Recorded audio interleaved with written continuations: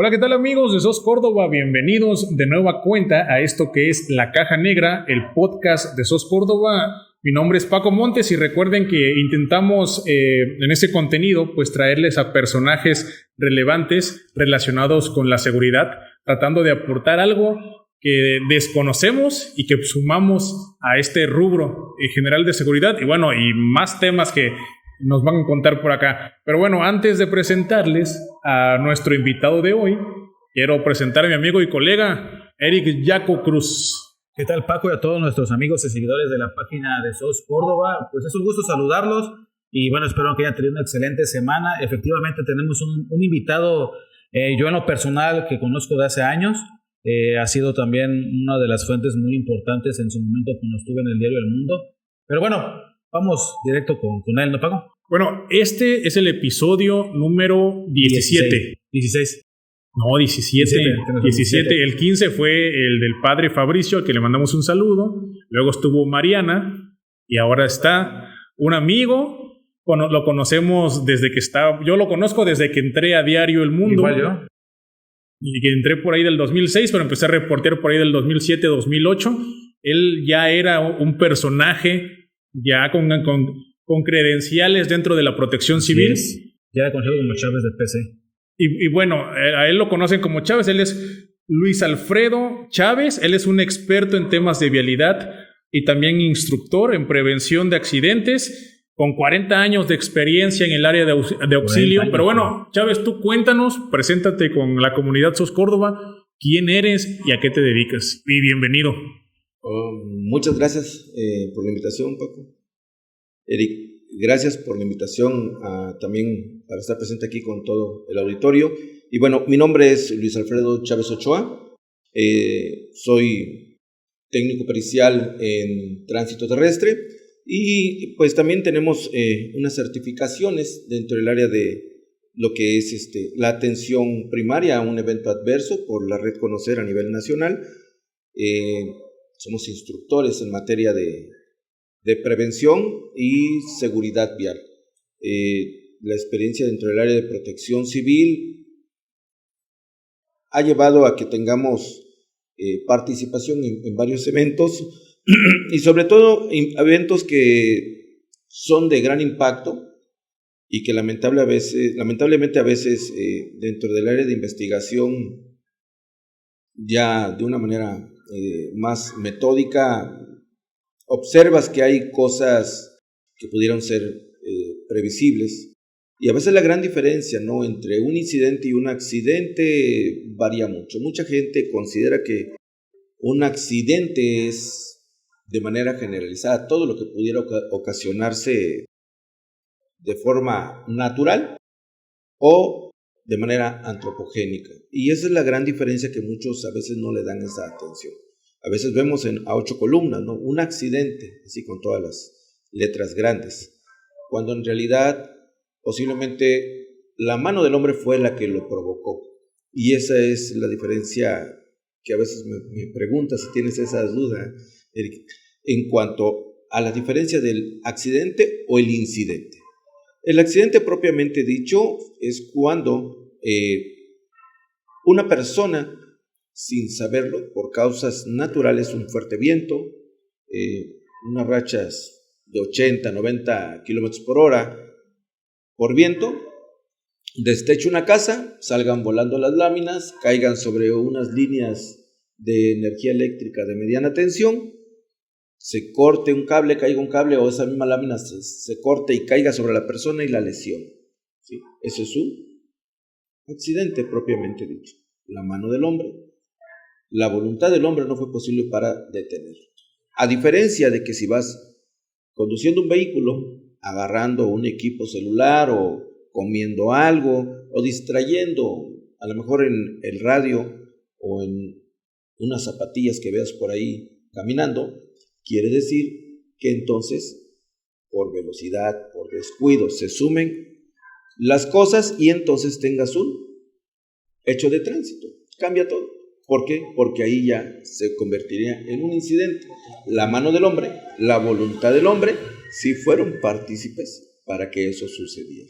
Oye Chávez, bueno, Ya sabemos que tienes más de 40 años. ¿Cómo fue que iniciaste en este ámbito? ¿Cómo fue tus inicios? ¿A qué edad empezaste con todo esto? Como joven siempre me llamó la atención participar en cómo poder ayudar a la ciudadanía.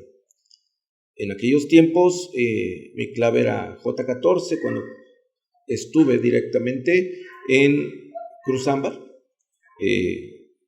dirigida hasta el momento por un amigo también que es Carlos Mendoza Aguilar, que fue mi jefe directo, se puede decir así, en un periodo del 2008 al 2010 en Protección Civil Municipal de Córdoba. ¿Eso qué edad fue más o menos, sabes? Hablamos que sería del 82 más o menos en promedio, y desde aquellos tiempos hasta la fecha hemos participado 82, 83, hemos participado desde aquellos tiempos hasta la fecha en materia de el auxilio, ¿no? de la participación en atender algún tipo de evento a la ciudadanía, inclusive desde abanderar una peregrinación, hablemoslo así, hasta darle la atención a los grupos de peregrinos que venían luego en cruce desde Chiapas hasta México y retornar, o de aquí de la zona, y luego nos mandaban a traer precisamente para hacer ese tipo de abanderamientos, ese tipo de participación, y pues dónde darles refugio a veces, ¿no? Acercar pan, acercar café, acercar comida, proporcionar ciertas acciones de manera voluntaria que muchas veces pues no las encuentran, no tan fácilmente. Chávez, cuéntanos qué es la prevención, la protección civil. Bueno, creo que hoy en día las leyes, las nuevas reformas que se van haciendo, y que apenas recientemente hubo precisamente un análisis de la nueva ley, donde se habla de la gestión integral del riesgo. Pero creo que el tema de los acuerdos que se hagan en esas mesas de trabajo, donde a veces, y hay que decirlo con toda honestidad, queda de lado la participación de los expertos a nivel nacional, a nivel internacional, a nivel local inclusive, de los expertos en la materia, porque tomemos en consideración que la gestión integral del riesgo son todas aquellas herramientas que te van a ayudar para que se ejerza la prevención y que eviten situaciones muy delicadas. No es retirando apoyos para que se den de manera directa. Hoy no es que los gobiernos de manera local nada más gestionen a medias ese apoyo que debe de darse de manera solidaria a ese departamento en sí. ¿Por qué motivo? Hoy de manera preventiva se habla mucho de las alertas tempranas, pero muy poca gente conoce el tema de las alertas tempranas, ¿sí? No sé si ustedes conozcan el tema de las alertas tempranas, ¿no? Pero por si aquí la alerta temprana, que es la alerta gris que promueve... Esa la inventaron apenas hace algunos años, se ha promovido a través de el área de meteorología del aspecto, es una coordinación que se da dentro de seguridad, dentro del área de protección civil del Estado. Mis saludos a mis maestros, Federico Acevedo y José Llanos, porque ellos han enseñado precisamente ese tema de las alertas, de la alerta gris, junto con todo su equipo que forman allá en la Secretaría de Protección Civil del Estado, y con los años que tienen y su paso a través de Conagua, les ha dado esa experiencia para poder tomar en consideración que una alerta gris de manera local en el Estado ha estado a veces por encima de la alerta CIAC, CT a nivel federal, cuando hay una temporada de huracanes, ante la temporada de huracanes, podemos decir, tormentas tropicales. Esto da la certeza que hasta con 120 horas de anticipación sepas que puede haber fuertes vientos, que puede haber fuertes lluvias, que puede haber una afectación a ciertos sectores que ellos manejan gracias a ese tipo de metodología que ellos implementan. Oye, Chávez, pero bueno, para hacerla más sencilla para la gente que nos está escuchando, la prevención, bueno, la protección civil serían acciones para prevenir riesgos. Sí, para prevenir incidentes, pongámoslo así. ¿Por qué? Porque recuerden aquí que entonces entra todo aquello que podamos tomar Por ejemplo, ajá. de manera preventiva para que pongas que a tus cristales o grandes ventanales cinta, o que tapones a lo mejor con material, un drenaje natural, como puede ser un arroyo, como puede ser una cuneta, y que eso pueda causar una afectación a la infraestructura De hecho, pública Paco y Chávez, comunicación. cuando fue, perdón que te interrumpa, cuando fue ahorita ese tema del Acapulco, ¿no? Que lo del huracán, Con Otis. ajá, con Otis, ¿no? Que supuestamente no hubo esa prevención, ¿no? Si se dan cuenta allí, habla precisamente de una alerta temprana, ¿no? La alerta temprana, dentro de lo que es el CIAC-CT, habla de una alerta azul. ¿Por qué hablo de esa manera del CIAC? Porque así es como se conoce a nivel federal, ¿sí? A nivel institucional. Y es donde habla de la alerta azul, de la alerta verde, de la alerta naranja, de la alerta que se va subiendo por colores y donde se va dando por acercamiento de un evento de esa naturaleza o en el alejamiento de ese tipo de eventos, por vientos y demás, que aquí en Veracruz funciona hasta con 120 horas de anticipación. Esa es la gran diferencia. Esa es la gran diferencia a nivel federal con ese tipo de alertas. Oye, Chávez, pero ¿qué pasa con los gobiernos? Vimos el tema de Acapulco. Aquí lo que se planteaba o la crítica que surgía es de que no le dieron o trataron de minimizar a pesar de que ya había una advertencia de que iba a ser muy grande la afectación. En el tema de los gobiernos, bueno, que yo también ya he estado en un gobierno, generalmente intentan minimizar el impacto de cualquier situación. En este caso, pues el fenómeno natural. ¿Cuál es la responsabilidad de Protección Civil para decir, a ver, vamos a darle la magnitud correcta a esto que viene porque podrían perderse vidas? El hablar de gestión integral del riesgo habla precisamente también inclusive de dar las herramientas necesarias desde lo local, a nivel estatal, a nivel federal, a esa área específica.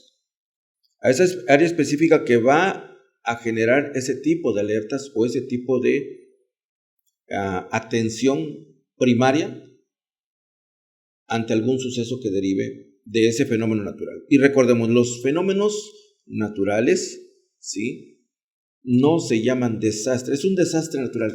Olvidémonos de los desastres. Los desastres, en este caso, no son naturales, ¿sí? Los fenómenos meteorológicos, los fenómenos geológicos han existido toda la vida, siempre. Quienes generan las condiciones para tener una mayor afectación somos nosotros, antropogénicamente hablando, porque construimos cerca de las playas, de los cerca ríos, de los ríos, de las laderas. cerca de laderas, cerca de volcanes. Esa es una condición que tenemos como humanos. Pero al final del día, creo que las herramientas necesarias de los gobiernos es maximizar todo. Y ahí es donde entra precisamente esa capacidad de respuesta de parte de los que están al frente también, para decir a quien corresponde emitir, sea comunicación social, sea directamente el responsable, que puede ser un alcalde, una alcaldesa, puede ser un gobierno estatal, el responsable, el que emita esa información, de manera muy puntual todo lo que pudiera derivar si eso fuera mayor. Es decir, si era un huracán de categoría 1 o categoría 2 y que subió en horas a categoría 3, categoría 4, categoría 5, pues ir viendo ese aumento. Por eso se dice, y veo en este caso esta grabadora, pero pudiera ser un radio, el que nos pudiera estar dando ese mensaje, y por eso siempre se dice a la gente que tenga atención a los avisos que de manera oficial se dan a través de las fuentes oficiales. ¿Por qué? Porque también tenemos el caso actualmente de las redes sociales, donde se manejan las fake news, que se llaman, que se conocen, las noticias falsas, donde maximizan un evento o minimizan un evento, ¿sí?, que pudiera desencadenar en situaciones graves. ¿Por qué motivo? Porque a veces se crea una psicosis con la sociedad. Y eso es lo que lamentablemente muchos gobiernos, sea de manera local, estatal o federal, y siempre creo que tenemos este deber de comunicación a los que estamos involucrados en esto, activos o no activos dentro de un gobierno, porque al final cuando ya pasas por el tema de estar dentro de un gobierno, te quedas con ello. Y la gente te sigue ubicando con ello, y la gente te sigue llamando, porque posiblemente ayudaste a mucha gente en ese aspecto.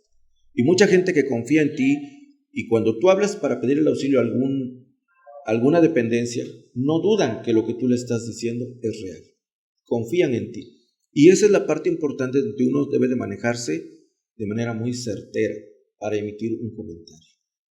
Y creo que aquí es la parte primordial por la que se debe de luchar y que se le den las herramientas necesarias para que cuando se haga esa comunicación de manera directa a los medios a través de comunicación social, el responsable de comunicación social hacia la sociedad con el apoyo de los medios de comunicación sea de una manera certera y sobre todo que pueda ayudar a salvar vidas. Aquí lo primordial es salvar vidas. Recordemos que la protección civil es aquel ente donde formamos todos el aspecto de tener considerado el área más responsable de un gobierno para el acercamiento con la sociedad ante un evento que pudiera darse de manera grave. Ahora, Chávez, tenemos también ya experiencias que nos consta, hemos visto, de que los ayuntamientos, los gobiernos locales, no le dan el peso a protección civil, que como lo decíamos, ellos se encargan de analizar los riesgos para prevenir incidentes, ¿no? Claro.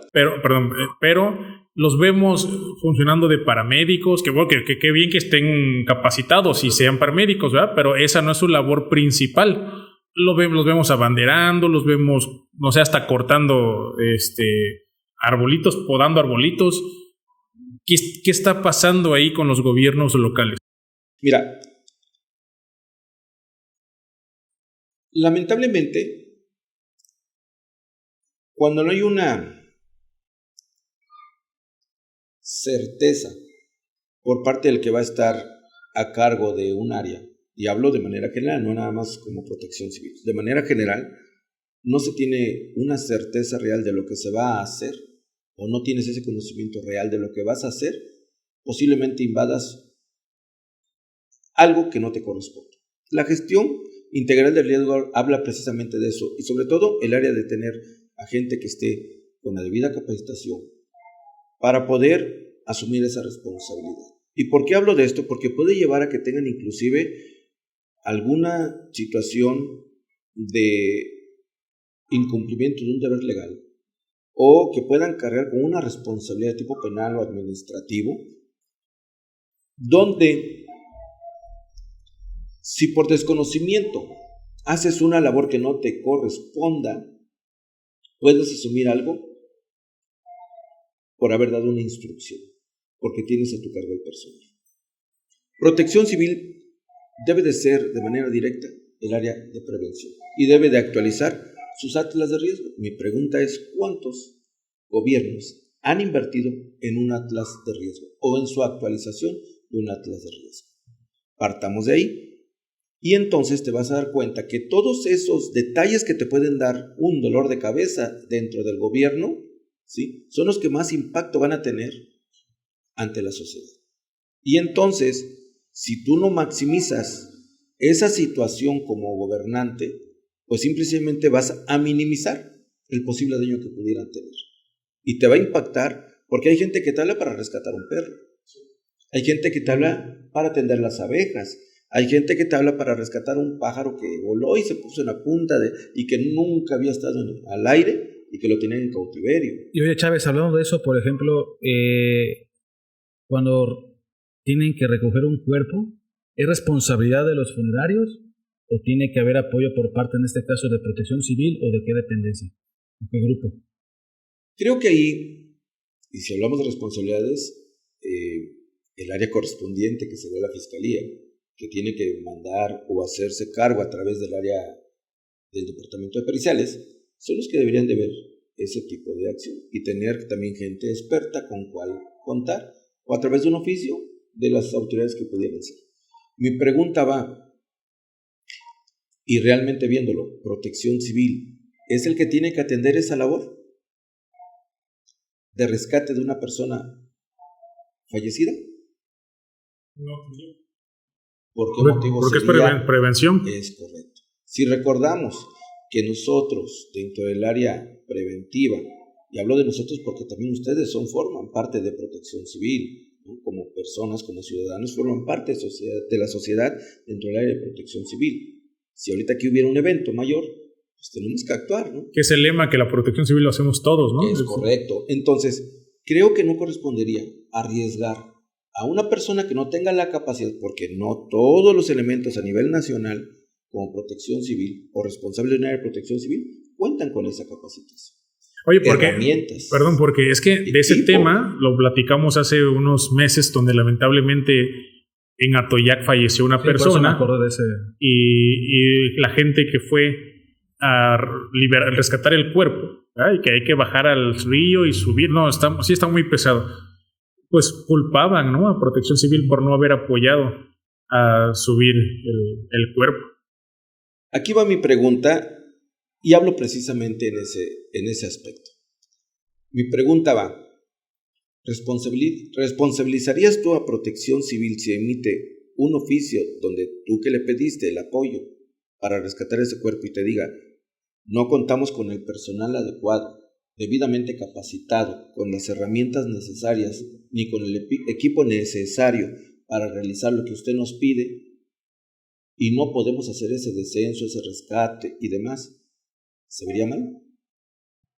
Pero cuando pasa eso, me ha tocado a mí ver cómo, precisamente como dicen, no tienen la capacidad y el equipo, pero piden el apoyo de bomberos. Ahora, yo te lo cambiaría, perdón, que nos digas exactamente ligado a lo que él dice, ¿cuál es la competencia de cada grupo? ¿Cuál es la competencia de bomberos, de Protección Civil, de Cruz Ámbar, de Cruz Roja? Tomemos referencia de 3 aspectos del servidor público. El primero, la sociedad está involucrada con los grupos de auxilio de manera directa. Colaboran, aportan, dan donativos, y eso hace que tengan, entre comillas, una acción de obligatoriedad para dar los servicios. Mi pregunta es, yo como voluntario, tú como voluntario, ¿sí?, si te niegas a ir porque ves que está en riesgo tu vida y perteneces a una agrupación porque no sabes cómo hacer ese tipo de trabajos, porque no fuiste capacitado para ese tipo de trabajo a realizar, te niegas a ir, tienes esa responsabilidad. Eres voluntario. Te pueden obligar. Y es ahí donde se rompe el esquema. ¿Por qué motivo? Porque la sociedad civil lo que hace es responsabilizar cuando no llega una ambulancia de prisión. Responsabilizar a bomberos porque no llegaron rápido por un incendio, ¿sí? Pero aquí va el tema, son voluntarios. Y es ese servicio público no pagado, donde la gente lo ve con una gran acción de responsabilidad hacia ellos, que los acusan de todo. Y creo que debemos de tomar esa seriedad de no acusar, porque es más, no todos los gobiernos aportan, ni dan los implementos necesarios para los grupos de auxilio. Sí, bomberos no tiene que hacer sus colectas, Cruz Roja tiene que hacer sus colectas, Cruz Ámbar tiene que hacer sus colectas o a veces dar servicios por los que reciben una remuneración y que dan a cambio boletas o recibos de que son donatarios. O sea, eso, Cruz Roja sí recibe algo de impuestos, ¿no? De la tenencia, me parece que es. Sí, son 2 pesos, creo. Bueno, ese es un porcentaje. Un porcentaje.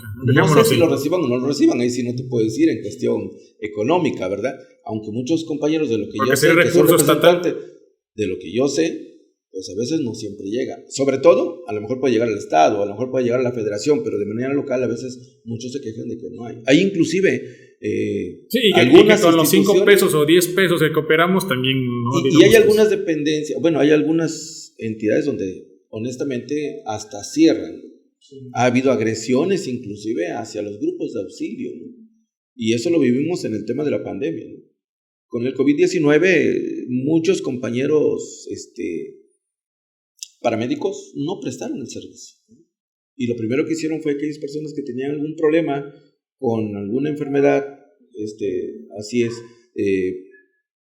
pudieran tener esa acción de no intervenir, ¿no? Y se vio la disminución de la atención con ambulancias, con personal, y era difícil, ¿no? Porque no había los equipos necesarios, las herramientas necesarias para prestarlo. Y ahí es donde va precisamente la atención, ¿no? Ahí es donde va precisamente esa circunstancia, donde si no tienes las herramientas, si no tienes el equipo, si nadie te lo proporciona, no vas a poner en riesgo tu vida. Eso es algo básico. Y creo que ahí es donde parte, con el caso de Atoyac, que no tendrías que asumir una responsabilidad de algo que no puedas hacer. Porque entonces vas a tener que asumir algo que salga mal. Eso es algo grave. ¿Por qué? Porque al final del día vas a tener que asumir que si no llevabas el equipo, ¿para qué bajaste? Si no llevabas el entrenamiento necesario, ¿para qué arriesgarse? Entonces, como tú lo mencionabas, el personal de fiscalía, cuando tiene que hacer esos tipos de situaciones, ellos tienen que llevar su propio personal, ¿no? Deben de tener esa responsabilidad de que van a proporcionar los equipos necesarios. O ellos van a pedir el apoyo, pero si yo no cuento con los elementos necesarios, con las herramientas necesarias, con la capacidad suficiente como institución, tengo que dar aviso. No tengo esa capacidad, no tengo esas herramientas y por lo tanto no puedo brindar ese tipo de apoyo. Ahora, si tienen ellos, ¿no?, fiscalía, un acuerdo con la funeraria, entonces la empresa funeraria tendría que encargarse de conseguir capacitación para su gente y darle las herramientas necesarias, porque son ellos los que terminan haciendo ese trabajo. Podría ser, pero recordemos que, miren, ellos como una institución de gobierno cuentan con la Secretaría de Seguridad Pública también, de manera coordinada y de colaboración, donde pueden hacer uso entonces de algunas otras herramientas, ¿no? ¿Qué puede ser? Una aeronave para un traslado, ¿no? Personal capacitado para hacer descensos. Ellos también cuentan con ese tipo de capacitación. Y por eso es donde les digo que entra eso que la gente también no sabe. Muchos desconocen, inclusive a nivel directivo, dentro de las corporaciones o dentro de las instituciones como Protección Civil, desconocen lo que es el calle. Inclusive yo creo que algunos gobernantes desconocen lo que es un calle. ¿Sí? Y esa es una pregunta que se lanza, ¿no? ¿Qué es el calle? ¿Qué significa? ¿Cómo es ese catálogo de atención de emergencias a nivel nacional? ¿Sí? Si no mal recuerdo, está desde el 2014, algo así, ese calle, ¿no? Y entonces, ahí es donde se simplifica y donde dejan afuera, en ese protocolo, inclusive en el protocolo del primer respondiente, hay un protocolo, ¿sí? Todo desmenuzado, donde da la responsabilidad a cada uno de los que tienen que ser como primer respondiente con el calle. Y el calle primero te tiene, bueno, les doy el tema del calle, es el Centro de Atención de Llamadas de Emergencia. Lo que comúnmente se conoce como C5, C4, en este C3, caso C4, C2, ¿no? Es correcto, a nivel regional, ¿sí? Y que es precisamente lo que va a hacer que se derive la llamada de auxilio a la entidad que corresponde, a la dependencia que corresponde, ¿sí? Sea en el caso primero de seguridad pública, en el segundo sería la atención médica y en el tercero sería protección civil. Oye, Chávez, lo que mencionabas hace un momento, ¿no? Del calle que entró en el 2014, ¿no? Bueno, no el calle, sino el catálogo. Antes, en estos 40 años que llevas tú en todo este ámbito, antes y después, ¿cómo ha evolucionado PC? Imagínate, antes nos comunicábamos a través de radios de banda civil, ¿no? Sí. Que era el canal 9, lo que se daba de canal de emergencia y que sigue siendo el canal 9, y que era a través de la banda 11 metros, ¿no? Que son esos que ahora conocen ustedes, o bueno, actualmente se conoce, siempre se ha conocido como radio de banda civil, ¿sí? El CIVI, ¿no? Que muchos dicen, es el CIVI que traen los taxistas, que traen los traileros, que traen los radioaficionados, que tú escuchas un canal y te pones, a lo mejor escuchar el canal 35, canal 37, canal 21, Canal 9, y escuchas por ahí luego a los gringos que están hablando, ¿no? A los estadounidenses que están hablando, o a los cubanos que están hablando, o hablan de otros países que van enlazando, y son esas comunicaciones que no se han perdido. Son esos radios, se podría decir así, analógicos a través de antenas, que pues llegan a través de esa comunicación importantes avisos, ¿no? También, y que antes se ocupaban, ¿no? ¿Sí? El canal 9 era el canal, y que ha sido el canal de tradición para emergencias, ¿no? Cuando alguien a través de un radio de banda civil te dice break, break, o a través de banda privada, hoy actualmente de banda de 2 metros, VHF o HF, te lanza un break, quiere decir que necesitan auxilio. Es como si se escribiera SOS, sería break. y un break es lo que te habla. Actualmente se utilizan la banda civil o la banda de 2 metros, hoy se están aplicando otras tecnologías, en algunos casos como sello, a través de las aplicaciones, que son los que te vienen a dar esa comunicación ya también, y que eso es parte importante, ¿no? Y que esa codificación, como antes era las claves en código Q, o en la clave 10 o clave 13, son los que te dan ese parámetro para que tú sepas si es una condición de prevención, de seguridad, de auxilio, lo que se necesita. Y que es importante que se siga utilizando el 911, ¿no? Claro. Que es la forma adecuada, porque nos hemos enterado, hemos visto cómo gente quiere reportar por medio del WhatsApp cuando nosotros tenemos un grupo, pero no somos el canal adecuado para reportar una emergencia. Y fíjense que lamentablemente, por los reenvíos a destiempo, esos auxilios que normalmente deberían llegar de forma muy rápida, se tardan, ¿no? O en su defecto, son reenvíos fuera de hora, que lo que hacen es generar a veces una psicosis de un evento que a lo mejor ya se atendió, ¿sí? Y esa desinformación hace que la gente no confíe a veces en las redes sociales, en el 911. Y luego muchos dicen, no tienen los teléfonos de emergencia, y te dan una lista de 20, 30, 40 o 50 números, ¿sí? Para que atiendan. Para eso se hizo el CAI. Para eso está hecho el CAI. Después se hizo ya lo que fue la coordinación para que no fuera 066 en esas llamadas de emergencia, para que fuera directamente uno solo a nivel general, y que era el 911, o el 911, no 911, sino oficialmente es 911, 911 es a nivel Estados Unidos. Aquí en el país es 911. Y esa atención de esa llamada de emergencia es donde se deriva, de acuerdo al catálogo del CAIE, de la atención de emergencias, en esos 3 primeros eventos, que sería seguridad pública, el tema de salud, atención a la salud, y el otro que sería de protección civil. Y ya el otro cuarto sería la atención a servicios que están con alguna afectación, que puede ser un poste, un cable caído, una fuga de agua, detalles de ese tipo que también la gente lo reporta como si fuera una emergencia, como tal, ¿sí? Pero también tenemos un caso muy delicado en el número 5, que son las llamadas de broma, o llamadas que no se llegan a concretar. De hecho es un delito, ¿no? Las llamadas de broma, ¿no? O sea, sí, hay un delito, es un delito, está contemplado dentro del tema, también hay penal. Y es triste a veces enterarse, porque hay compañeros que han fallecido dentro del servicio de la atención de la emergencia por atender una llamada de broma.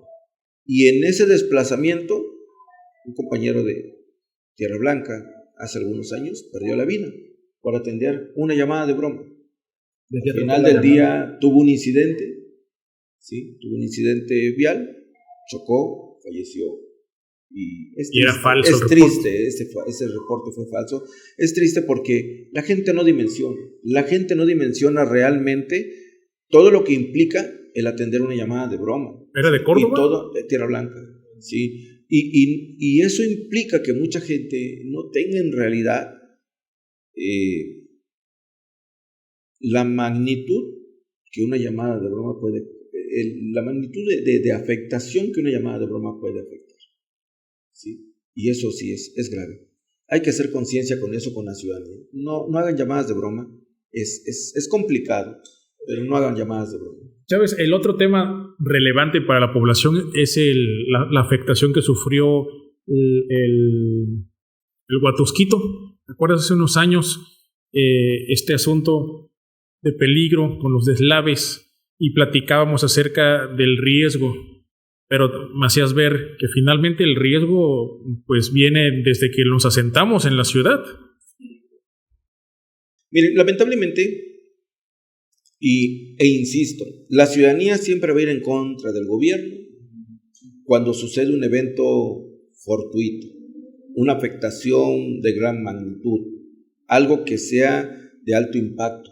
Siempre la ciudadanía va a ir sobre el gobierno que está ejerciendo en ese momento el poder. Pero hay una antelación a eso, hay una circunstancia no no del momento que se está generando y quien está gobernando, sino con antelación a algo que posiblemente se le pudo haber dado la atención desde el principio, donde tú autorizas, y es una gran responsabilidad para Protección Civil, sobre todo para los gobiernos que lo autorizan, porque no se toma en cuenta que debe de haber un análisis de riesgo. Primero, para poder realizar una casa, para poder edificar una calle, para poder edificar un centro de atención de emergencias, pongámoslo así, ¿sí? Donde edificas una escuela. No hay esa dimensión de conocimiento a veces por parte de la autoridad responsable, que puede ser de manera primaria, y así debería de ser, porque está contemplado en la ley, un análisis o un diagnóstico de riesgo por parte de Protección Civil de primera instancia. Ahí es donde inicia todo. De manera conjunta, ¿con quién? Con Obras Públicas, que son los que dan la licencia para que continúe con el trámite, ¿sí? ¿Con quién más? Puede ser la institución de comercio, que son los que dan los permisos para que opere o para que funcione. ¿Podría ser quién? En este caso, el área destinada a las escuelas, donde dan esa autorización a través de una clave para que una escuela dé el servicio. O sea, y si así vamos viendo, puede ser el Seguro Social, pueden ser aquellos que otorguen esos permisos para que funcione u opere un inmueble o una vialidad. Y eso, pues muy poco lo conocen así, ¿sí? Entonces, yo siempre he dicho, y muchos de los profesionales a cargo de la Protección Civil, o que dan la asesoría, o que han pasado a través de instituciones a nivel nacional, dentro del CENAPREC, del ENAPROC, de muchos más, hablan precisamente de la importancia de la gestión integral del riesgo. Ahí es donde empieza precisamente. ¿Qué importancia hay que los colegios de arquitectos sepan cómo deben de hacerse esas construcciones, donde Protección Civil emita las recomendaciones necesarias para que una escalera tenga ciertas dimensiones, para poder descender, para poder entrar con un grupo de auxilio en caso de una emergencia? Hay casas hechas de 2 niveles, donde está una escalera submarina, de esas que pegan y que van a la pared, que los peldaños los tienes que subir de forma vertical, ¿no? Pero a través de una extensión de otra escalera abajo. ¿Por qué? Porque empieza a cierta altura, ¿sí? Pero si tú pones tu tanque de gas arriba, ¿cómo haces para cerrarlo en caso de una fuga? No tienes manera de... Y tengamos en cuenta que puede ser una persona con discapacidad. Tengamos en cuenta que puede ser una persona con cierta edad. Pongamos que puede ser un equipo de bomberos que va a ir con su equipo anexo a su cuerpo, puede pesar 25 o 30 kilos, para poder hacer ese acceso. Creo que ahí es donde se pierde esa consideración, y hablo del área de arquitectos. Y volvemos a la prevención. Es correcto. Y hablamos del área de los ingenieros, y hablamos del área de la seguridad vial, y volvemos al área donde los gobiernos deben de ser más responsables para tomar en cuenta eso. Eso creo que es la parte más importante en la prevención. Pero es un broncón, porque ahorita, por ejemplo, ya que la ciudad ya se asentó, ya estamos, hay muchas zonas de riesgo. Pero ¿qué tienes que hacer con ese análisis de riesgo actual? Ahí es donde vas a ver tu vulnerabilidad. Vas a ver qué es lo que tienes que hacer para implementar esa acción, ¿sí?, dentro de tu gobierno, para poder minimizar, para poder disminuir, para poder erradicar, de ser posible, ese posible peligro, ¿sí? Siempre vamos a tener peligro, pero de acuerdo a cómo tú tengas tu vulnerabilidad, ¿sí?, a donde estés asentado. Si tú no haces un análisis de riesgo de todo lo que te puede impactar, pues pueden suceder cosas muy graves. Un ejemplo, pues, por ejemplo, el de Boulevard Tratados de Córdoba. Ves que en el carril que va de San Román hacia el Parque Quito Centenario siempre ha habido muchos accidentes y ha habido decesos. Pusieron estos 2 topes y la verdad, desde que lo pusieron a la fecha ya no ha ocurrido algún accidente. Pero en un principio hubo mucha queja, hubo mucho desacuerdo. Y muchos accidentes. Bueno, incidentes. Hechos de tránsito. Hechos de tránsito. Hechos de tránsito terrestre. Eso se llama, hechos de tránsito terrestre. Mira, la cultura es primordial. Si un carro de bomberos va a dar el servicio y va a dar la atención, y tiene que entrar, va a perder un promedio de 1 minuto más o menos en desacelerar y volver a reiniciar su marcha. ¿Cuántos topes tenemos instalados en la ciudad? Y hay unos que son de boyas, que son más feos. ¿Cuántos topes en malas condiciones tenemos en la ciudad? Los invito a que hagamos un recuento. Hagamos un análisis de eso. Ahora, ¿cuántos baches hay después de un tope? Por tantos golpes del coche, el peso y todo lo demás sobre esa estructura. Ahora, ¿cuántos topes cumplen con esa normatividad? Hay topes que son cuadrados. Ahora, mi pregunta es, ¿todos los topes cuentan con esa autorización por parte de la autoridad como lo marca la ley? Pues me imagino que no. Entonces, creo que debemos de apostarle a la cultura. No es poniendo un tope como se va a disminuir la velocidad. Pero si tú ves un niño que va a cruzar la calle, mucha gente es inconsciente. ¿Sí? Acelera y no permite que el niño pase. Un testimonio de un niño dando pláticas yo en una escuela me dice, llego a la esquina, me paro, tiemblo, volteo a un lado, volteo al otro, vuelvo a temblar, vuelvo a ver a un lado, vuelvo a ver al otro, y si veo que no viene carro, salgo corriendo. Y llego al otro lado y me late mucho mi corazón. Y luego me duele mi pechito porque no puedo detener de que voy corriendo y voy respirando muy rápido. Ese testimonio te hace ver que no nos ponemos a veces en una condición de tomar en cuenta que mucha gente puede tener una situación de riesgo a su salud por someterse a ese estrés de cruzar una calle. Y por lo regular los niños cuando cruzan una calle la cruzan corriendo. ¿Qué pasa si el niño cae? Oye, Chávez, pero hablando de ese tema, por ejemplo, a mí me viene a la mente el Boulevard Córdoba Fortín a la altura de la zona de Walmart. Hace muchos años no estaba planeado que fuera una zona comercial. Yo me acuerdo que salíamos a tomar el camión ahí para ir a Orizaba, para ir a Fortín, pero ahora, conforme hemos ido creciendo, y ha ido creciendo también la parte comercial, es una zona donde circulan tanto vehículos como personas que quieren pasar de un lado al otro, y de repente ya había la otra vez la polémica, ¿qué hacer? Bueno, poner un puente que ya también se comprobó que no funcionan porque la gente no los usa, poner un semáforo, finalmente terminaron poniendo un topecito. Pregunta, ¿ese desacelerador de velocidad cumple con la normatividad? ¿La gente se para? ¿La gente se detiene? ¿Ceden el paso? No, es una mentira. Es más de cultura. Sí, volvemos a lo mismo. Es prevención, es cultura en la prevención. ¿Quién tiene que estar obligado ahí? Te aseguro que si tú pones un puente, un perrito, y hay demostraciones que así son, un perrito, una mascota, puede cruzar por el puente para evitarse ser atropellado que una persona. Eso es algo real.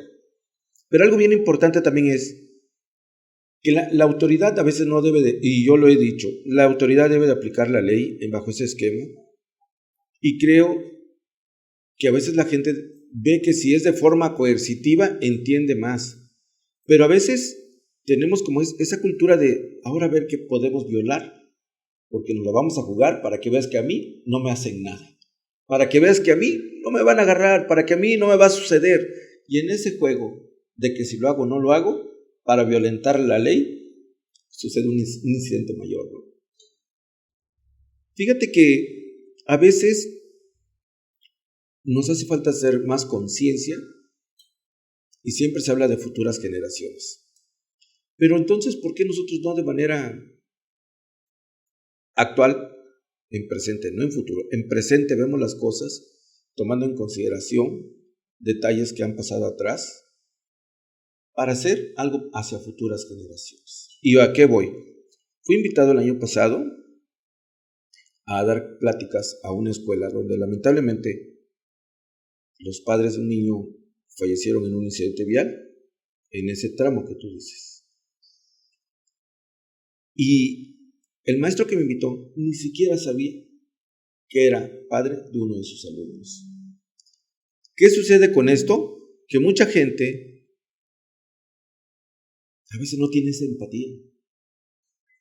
¿Sí? ¿Y qué sucede con esto? Que no hacemos concientización y a veces la gente revictimiza mucho todavía a alguien que sufrió algún desenlace trágico.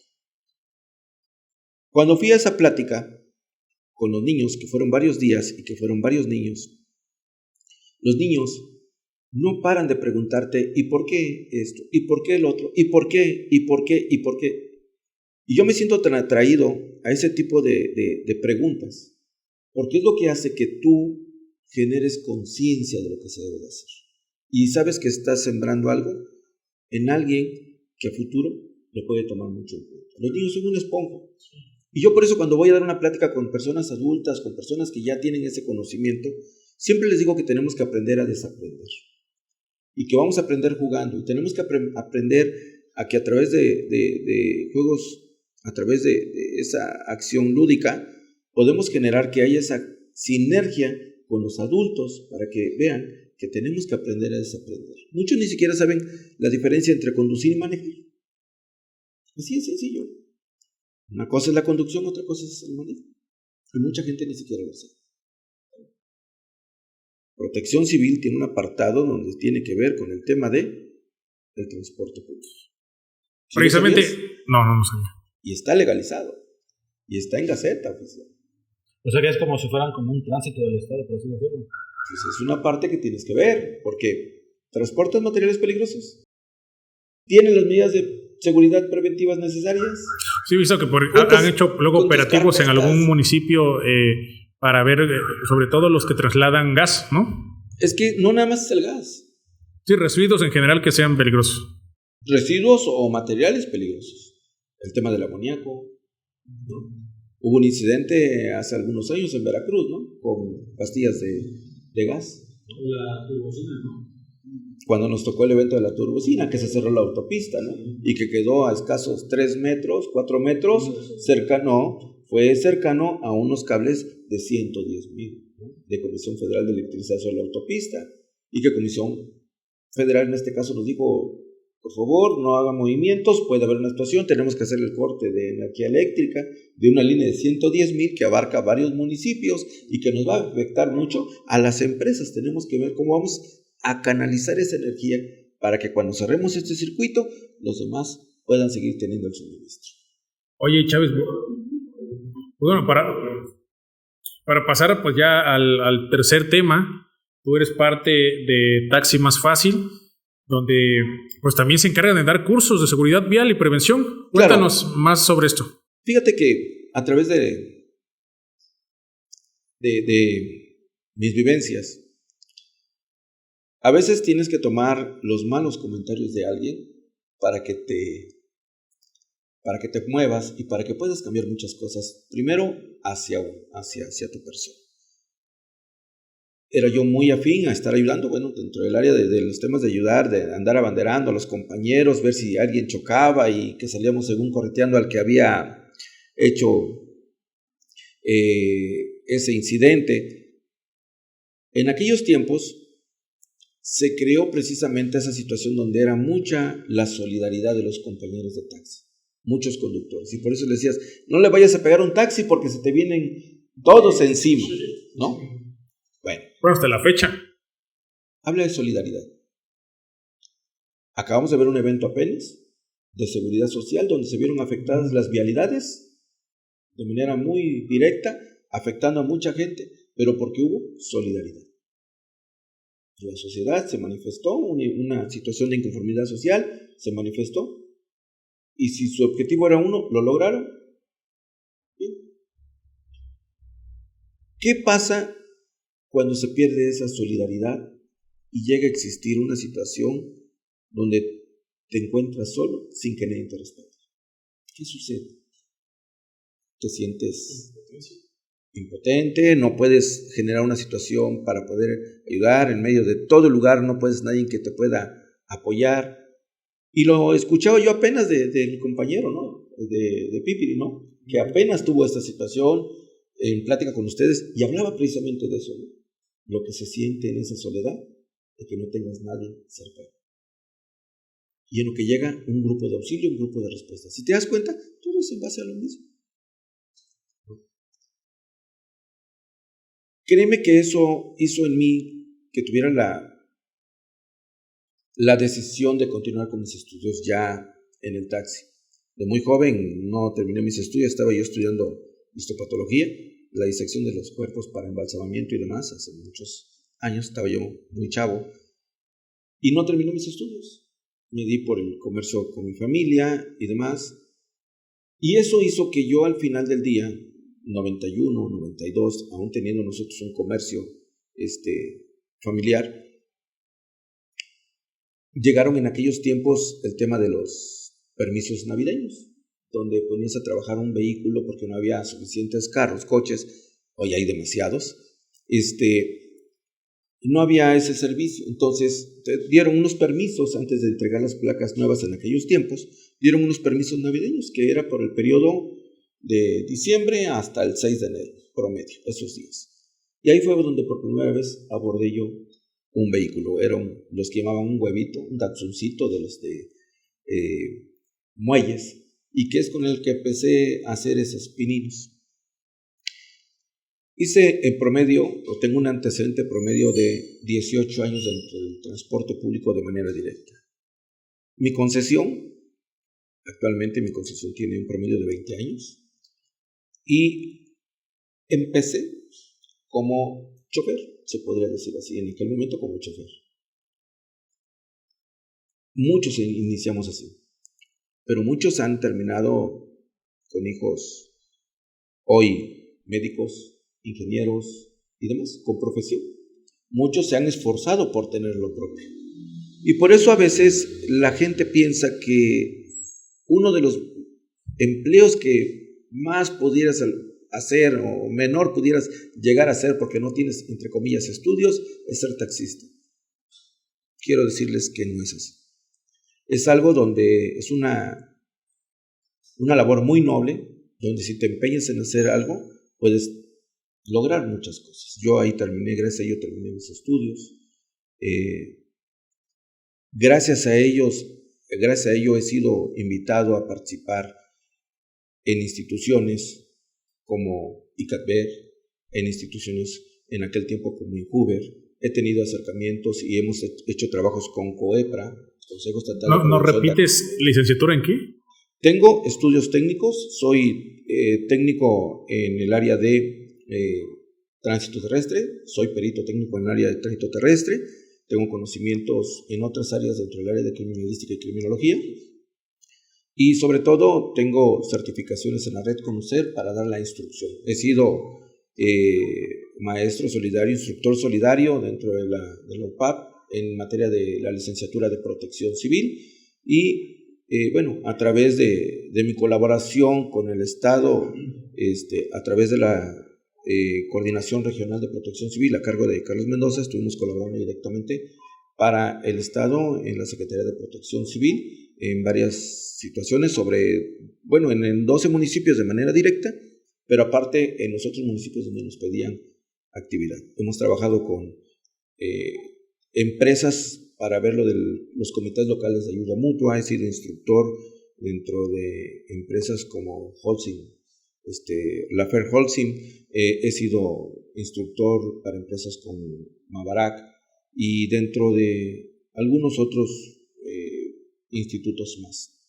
Fuimos los primeros a través del grupo que representaba yo como taxis en el Instituto Veracruzano del Transporte. Fue la primera ciudad donde salió el Instituto Veracruzano del Transporte a dar capacitación, Córdoba, y a partir de ahí se implementaron ya los cursos de capacitación para la licencia tipo A.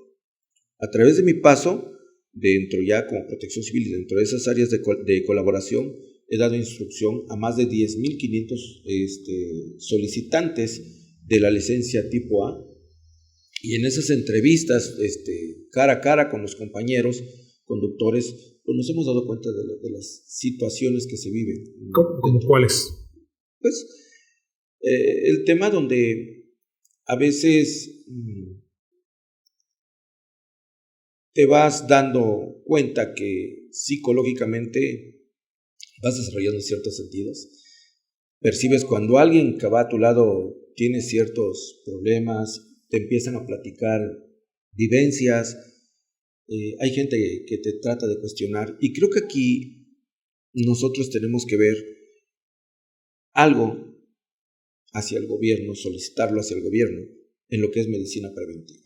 No tenemos hasta ahorita esa atención de medicina preventiva para ver si algún compañero psicológicamente está bien porque tuvo un problema en su casa, acelera mucho al salir por la situación que se encuentra de estrés y puede tener un incidente. No sabemos si esa persona sabe que su unidad está mal y que de alguna forma, por atender el compromiso de una cuenta, de llevar de comer, alimento, vestimenta, renta, luz, agua, genera esa condición fuera de orden a veces, y puede ocasionar un incidente. Todos esos detalles creo que cuentan mucho, pero medicina preventiva actualmente no la tenemos, y son quejas que tenemos de los compañeros. ¿Por qué? Porque la atención de la hipertensión, hemos tenido compañeros que han fallecido a través del paso del tiempo. Hemos tenido compañeros que han fallecido arriba del vehículo. Hemos tenido compañeros que han perdido una pierna, que han perdido la vida por el tema de la diabetes, por afectaciones a los riñones, por afectaciones a la vista, ¿sí? Son detalles que mucha gente pues a veces no los considera, y creo que eso sí es algo importante por tomarlo en consideración. No sé hasta qué grado el gobierno tenga esa intención de intervención para ese sector, y si hay la disponibilidad también de que se tenga un mayor compromiso para poder hacer suyas esos tipos de acciones de manera preventiva, en cuanto también a la atención de lo que mucha confrontación hay con la sociedad en cuanto a las tarifas, porque lo vemos también, ¿no? Y nos lo mencionan, ¿no? Y es una situación ahí complicada que ha llegado a veces hasta los golpes, ¿no? ¿Por qué? Por esa situación donde se dice que puede haber un abuso, pero no, hay condiciones que creo que se van dando y que el gobierno a veces las va dejando de lado, pero que al final del día, ese trabajo diario, porque yo lo vivo actualmente, ese trabajo diario con la sociedad hace que tengamos ciertas fricciones. El tema de la seguridad actualmente es muy complicado. Hoy ves menos coches en la noche para prestar un servicio y menos en la madrugada, ¿sí? Son condiciones reales. Oye, Chávez, cuando estaban los retenes para los taxistas, ¿se sentían más seguros? Pues, ¿O era todo lo contrario? Había esa comunicación con las autoridades, había esa armonía de trabajo. Hoy, la verdad, honestamente, no tenemos esa condición de acercamiento directo con las autoridades, donde tengamos reuniones que pudieran generar más solidaridad en ese aspecto.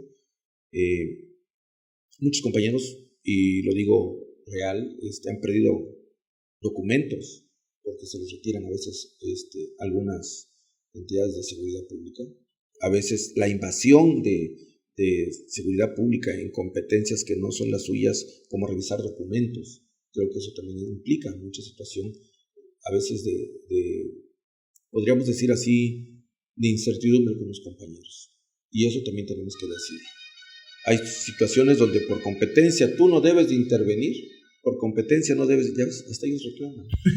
Hay cosas que no debes de tomar a la ligera, ¿no? Que debemos de tomar en consideración, que un área es transporte público, otra área es tránsito municipal, sí. otra área es no invadir seguridad pública. Pero no debes de invadir ese tipo de competencia, porque entonces vulneras los derechos de libre tránsito y sobre todo, a veces hay mucho abuso.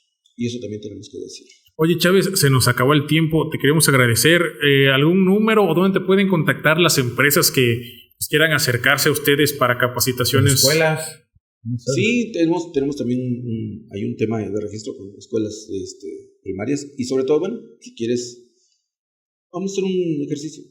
Inviten ustedes y la escuela que, de acuerdo a la dinámica que ustedes hagan, vamos a dar un curso de manera gratuita. Okay. Háganlo, es un ofrecimiento. Queremos capacitar a la gente. Hay instituciones que la verdad aprecian ese tipo de dinámicas, y somos una institución que está debidamente registrada. Somos una empresa socialmente responsable también, y en todas las áreas que podamos ayudar, cuenten con ello. los teléfonos directos de Taxi Más Fácil es el 271-246-68, 271-495-15. Pueden hacer ese tipo de llamadas para poder, a través del área de capacitación de Taxi Más Fácil, podamos apoyarles y dar ese tipo de dinámica. Alguna empresa que quiera una plática, pues igual les ofrecemos esos dos temas, ¿no? Que se contacten por ahí. Hagan ustedes la dinámica, hagan esa elección y bueno, es algo de participación de nosotros hacia ustedes y que ustedes lo hagan participar. Listo. Para que tengan esa. Chávez, pues nos quedamos, ojalá puedas venir en otro momento y hacemos otra segunda parte, como la mayoría de los invitados que nos han pedido una segunda parte. Sin problema, estoy a sus órdenes, y pues bueno, quedamos. Pues muchas gracias, Chávez. Gracias a ustedes por invitarme y a todo, en este caso, los compañeros que nos escuchen a través de este programa, a todos los visitantes de la página. ¿Algo más que quieras comentarle a la audiencia de SOS Córdoba, a la comunidad? Pues, simplemente que el tema de la autoprotección cuenta mucho. Practiquen el tema de la cultura en casa, en sus automóviles, pero sobre todo no dejen de realizar su plan familiar de protección civil, que les va a ayudar mucho. Eric, pues muchas gracias. A todos nuestros amigos y seguidores de la página de SOS Córdoba, muchas gracias. Paco.